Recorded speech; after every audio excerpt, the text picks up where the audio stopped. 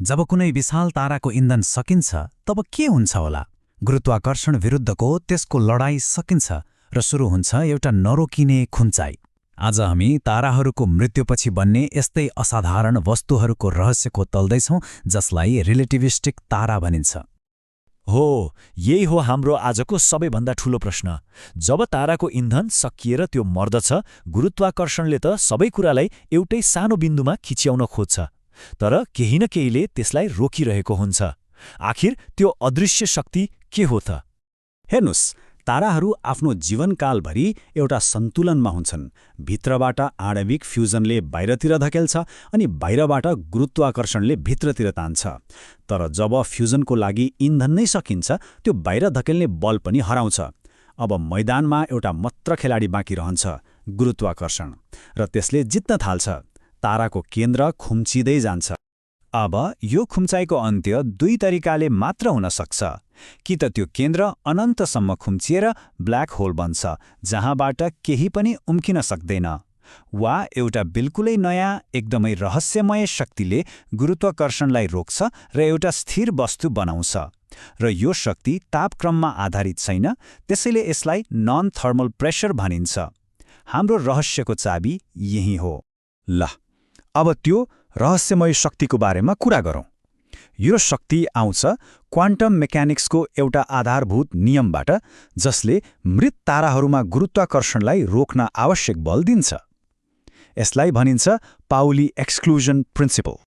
यसलाई बुझ्नलाई ब्रह्माण्डीय म्युजिकल चेयरको खेल सम्झिनुस् न। कणहरू खेलाडी हुन् र क्वान्टम अवस्थाहरू चाहिँ कुर्सी। नियम के छ भने कुनै पनि दुई उस्तै खेलाडीले एउटै कुर्सी ओगट्न पाउँदैनन्। त्यसैले जब कणहरूलाई एउटै ठाउँमा खादिन्छ, तल्लो तहका कुर्सीहरू भरिन्छन् र बाँकी कणहरू माथिल्लो यानि कि उच्च ऊर्जा भएको तहमा जान बाध्य हुन्छन्। वास्तवमा यही नियमले गर्दा नै हामी भुइँबाट खस्दैनौँ। हाम्रो शरीर र भुइँमा भएका इलेक्ट्रोनहरूले एउटै ठाउँ लिन मान्दैनन्, जसले गर्दा पदार्थ ठोस रहन्छ। अब यो रेखाचित्रमा हेरौँ त। यहाँ क्वान्टम ऊर्जा तहहरूलाई खुड्किलो जस्तै देखाइएको छ। पाउली एक्सक्लुजन प्रिन्सिपलले के भन्छ भने हरेक खुड्किलोमा निश्चित सङ्ख्यामा मात्र कणहरू अट्न सक्छन्। जब तल्लो खुड्किलो भरिन्छ, नयाँ कणहरू माथिल्लो अझै धेरै ऊर्जा भएको खुड्किलोमा जान बाध्य हुन्छन्। यही प्रक्रियाले गर्दा कणहरूको समग्र ऊर्जा बढ्छ र बाहिरतिर धकेल्ने एउटा चाप सिर्जना हुन्छ। हो, यही क्वान्टम नियमबाट जन्मिएको बललाई भनिन्छ डिजेनेरेसी प्रेसर। र एउटा कुरा के याद राख्नुपर्छ भने यो चापको तापक्रमसँग कुनै लेनादेना छैन। यो त केवल पदार्थलाई अत्यन्तै सानो ठाउँमा निचोड्दा उत्पन्न हुने एउटा शुद्ध क्वान्टम प्रतिरोध हो। ल, अब हाम्रो यात्राको पहिलो स्टपमा लागौँ, व्हाइट ड्वार्फ। यो पहिलो प्रकारको रिलेटिभिस्टिक तारा हो जुन इलेक्ट्रोनहरूको भिडले अर्थात् इलेक्ट्रोन डिजेनेरेसी प्रेसरले अडिएको हुन्छ। व्हाइट ड्वार्फ भनेको हाम्रो सूर्य जस्ता ताराहरूको मृत केन्द्र हो। यो यति धेरै घना हुन्छ कि कल्पना गर्न पनि गाह्रो छ। सोच्नुस् त, हाम्रो पृथ्वी जत्रो सानो आकारमा पुरै सूर्यको पिण्ड अटाएको छ, र यसलाई अड्याएर राख्ने शक्ति अरू केही होइन, त्यही इलेक्ट्रोनहरूको डिजेनेरेसी प्रेसर हो। यहाँ एउटा एकदमै गजबको कुरा छ। सामान्यतया कुनै वस्तुमा जति धेरै पिण्ड थपिन्छ त्यो त्यति नै ठूलो हुन्छ, तर व्हाइट ड्वार्फमा ठिक उल्टो हुन्छ। यो ग्राफमा हेर्नुस् त, पिण्ड मास बढ्दै जाँदा अर्धव्यास रेडियस घट्दै गएको छ। किनभने पिण्ड थप्दा गुरुत्वाकर्षण बढ्छ, जसले तारालाई अझै बढी निचोड्छ र त्यसको आकार झन सानो बनाइदिन्छ। यो सङ्ख्या एकदमै महत्त्वपूर्ण छ। सूर्यको पिण्डभन्दा 1.44 गुणा बढी। यसलाई चन्द्रशेखर लिमिट भनिन्छ।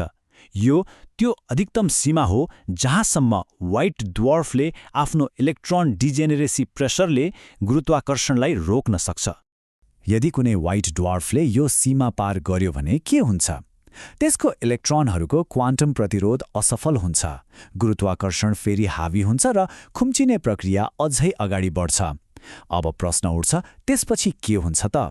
अब हामी पतनको अर्को अझै डरलाग्दो चरणमा जाँदैछौँ, जहाँ गुरुत्वाकर्षण यति शक्तिशाली हुन्छ कि यसले पदार्थको प्रकृतिलाई नै मौलिक रूपमा परिवर्तन गरिदिन्छ।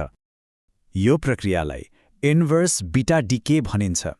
गुरुत्वाकर्षणको अथाह बलले इलेक्ट्रोनहरूलाई प्रोटोनभित्रै धकेल्छ र तिनीहरू मिलेर न्युट्रोन बन्छन्।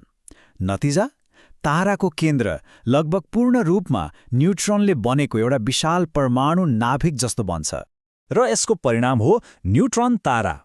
यो एउटा सहर जत्रो सानो हुन्छ, तर यसको पिण्ड हाम्रो सूर्यभन्दा बढी हुन्छ। यसको घनत्व यति धेरै हुन्छ कि यसको एक चम्चा पदार्थको तौल पृथ्वीको एउटा सिङ्गो पहाड बराबर हुन्छ। साँच्चै अविश्वसनीय छ। यहाँ पनि उही क्वान्टम नियम, उही पाउली एक्सक्लुजन प्रिन्सिपल लागू हुन्छ। तर यसपटक प्रतिरोध गर्ने खेलाडीहरू इलेक्ट्रोन होइनन्, न्युट्रोनहरू हुन्। न्युट्रोनहरू इलेक्ट्रोनभन्दा धेरै गहरो हुने भएकाले तिनीहरूले सृजना गर्ने डिजेनेरेसी प्रेसर पनि कैयौँ गुणा शक्तिशाली हुन्छ। ल, अब हाम्रो यात्राको अन्तिम तर सबैभन्दा महत्त्वपूर्ण खण्डमा प्रवेश गरौँ। यहाँ हामी पदार्थको अन्तिम सीमा र स्थिरताको अवधारणाबारे खोतल्नेछौँ। यो ग्राफलाई एक प्रकारको तारकीय अवशेषहरूको नक्सा मान्न सकिन्छ। यसले पिण्ड र केन्द्रीय घनत्वको आधारमा सम्भावित व्हाइट ड्वार्फ र न्युट्रोन ताराहरूलाई देखाउँछ।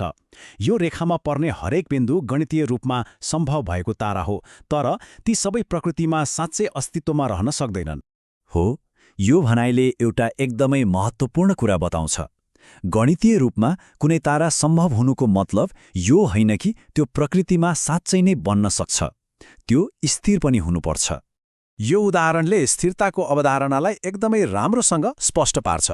उपत्यकामा रहेको बल स्थिर छ किनभने अलिकति धकेल्दा पनि त्यो फर्केर आफ्नै ठाउँमा आउँछ। तर पहाडको टुप्पोमा रहेको बल अस्थिर छ, सानो धक्काले पनि त्यो तल खस्छ, फर्केर आउँदैन।